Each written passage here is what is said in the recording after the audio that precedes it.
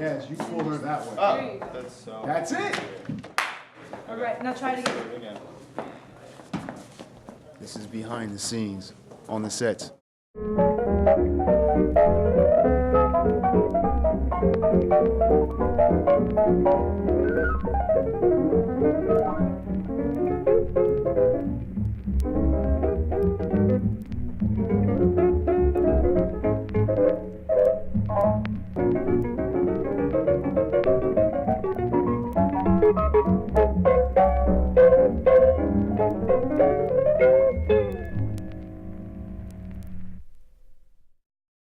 Roll camera. Speed. Marker. Action. Folie Deux is about two people living in this elite, melancholy world, and they are completely bored out of their minds, and they're just suffocated in this world, and they really want to get out. And their escape is art. It's a story that takes place in the 20s, and it's this time of great inspiration for many writers. In this story, there's a writer named Clive Hazardy, and he's stuck in this, humdrum lifestyle. He is ruled by this woman named Cara, which is one of the women sitting at the table. She's the one that funds all his writing, and she has a lot of control over this young man. Also sitting with Cara is Holly Charmant, and she's this very passionate painter. She loves to draw. She is being taught by this art teacher, Francois, which is this completely flamboyant character. And he wants them just to draw this bowl of fruit, and she just longs for so much more. And these two are just put in these horrible positions where they are not being true to themselves. Through these imaginary dates, they find a way of connecting, a way of sharing their passions, and a way of falling in love.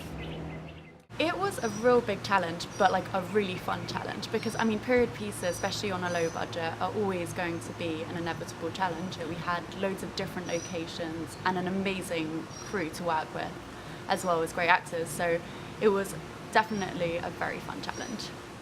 The director is doing art this morning. He did this within the last hour, so this guy's been doing it all day. She helped. It's amazing. It looks so sick. Where's Armin? The amount of stuff we had to shoot it was very ambitious as far as how stylistic it was and how he wanted to get everything together while falling into the constraints of what we had because we're shooting on film. Those issues combined with certain things that unfortunately came up quite often, just random things got thrown at us, that made this film very interesting. Can you take pictures of the leaves for continuity? I remember we were about to roll on Clive coming into the country club, and he had to pass this little, it was almost like a small ditch and pass a tree. I remember telling him, the bike has no brakes. It's a 1920s bike, and it's usually used for photography, but we'll help you through this and we'll get it. And he was very confident, and he was passing the ditch, and he ended up hitting the tree. And a bunch of these leaves just fell down. Without calling him cut or anything, I immediately just turned to the production designer, Gwen, and I just said, I love that. We need more leaves on that tree.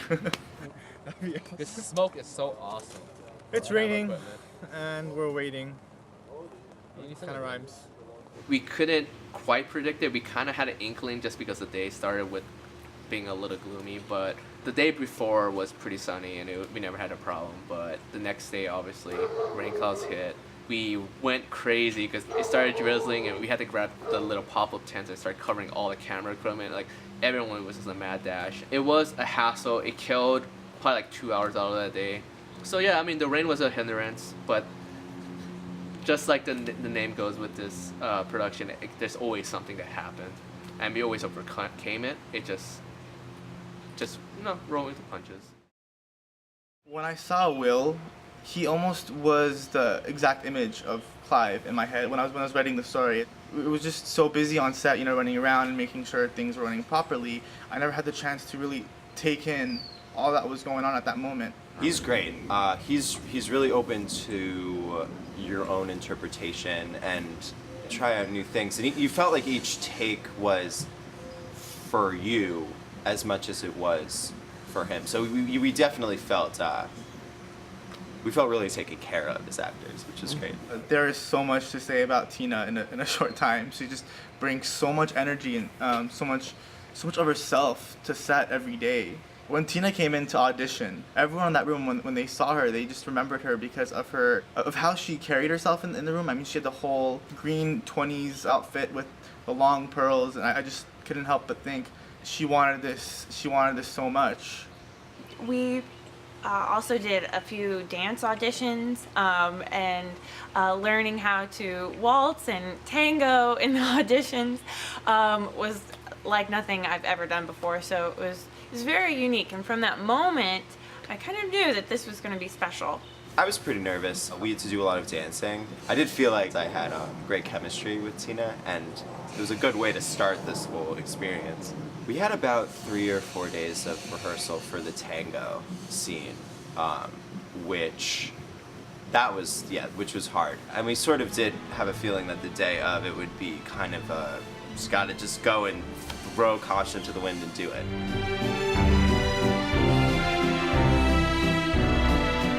The ballroom scene had many challenges, ranging from actually having to dress the set, to lighting the set, to finding extras, to make it seem like it's just a packed banquet hall was quite a challenge. That was probably the biggest headache I ever had on this whole production. Getting all those extras together, getting everyone to hair and makeup, getting all the crew together, camera, lighting, production design, getting all that together in a timely fashion because we only had the ballroom for 1 day and we had it for about 12 hours. It's this beautiful location, so we want to use it to its full, and therefore we needed extras. We had an amazing crew who became our extras, and we saw them transformed and their makeup, and they worked with it, and we had to cheat the camera a bit. I tried a couple non-conventional techniques that cinematographers that I admire have suggested.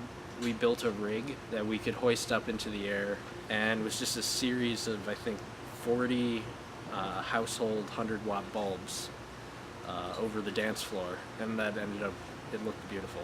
This is like XL2 worthy. Yeah, look, that's my light rig. Footage, right? Cue music.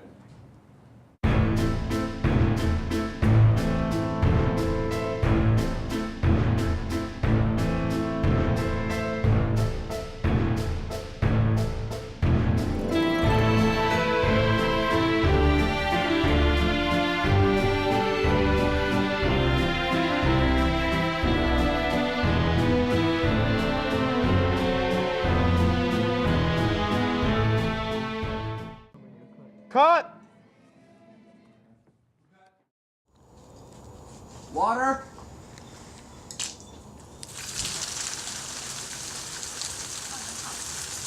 We had never worked with a rain tower before, and that was one of the main discussions we had during our production meetings. How were we going to get this going? So having Jeff commit on set and getting this rain tower ready, just got all of us really pumped up. The one scene where we actually were going to have that rain tower turn on, the water was going to fall. We only had that one chance, that one take to get all of this in. I told the actors, this is our one take. I put some music on for them just to set this atmosphere, and I called action. Camera, roll camera. Speed. Set. Action.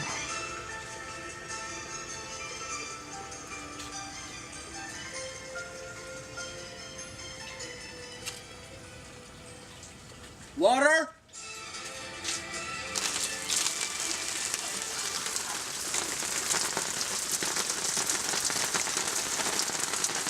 I was watching it on the monitor, and I just did not want to call cut. It was such an incredible shot. It got the lens flares, got the rain, got the kiss. I was taking in every moment of this shot.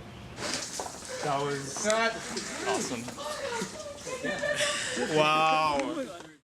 Armin has a vision of what he wants on the screen. I haven't met a director yet who's more open to collaboration.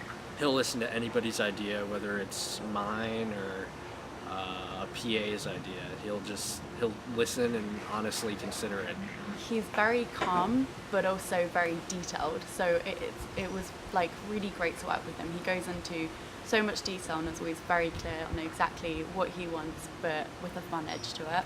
If anything, I hope that Folie Deux shows everyone that imagination is such an important key in our lives. And to have imagination, you can be anything or anyone. And that is truly what Folie à Deux is about. No matter how horrible reality may be, imagination is our one escape. What is Folie à Deux about? Well, I don't speak French, so I can't really say, but I don't know. It sounds like sort of a sandwich or something. Folie à Deux is about a sandwich. Just kidding. What is your all-time favorite sandwich? I would have to say the Folie à Deux. They are all going places because the way we all work together. Hold on, I'm sorry. Caroline! I'm the smallest person up the tall ladder with a rusty blade. There you go. And that's done by, what am I saying? God bless you all. God bless America. Something. Some ice cream. Something.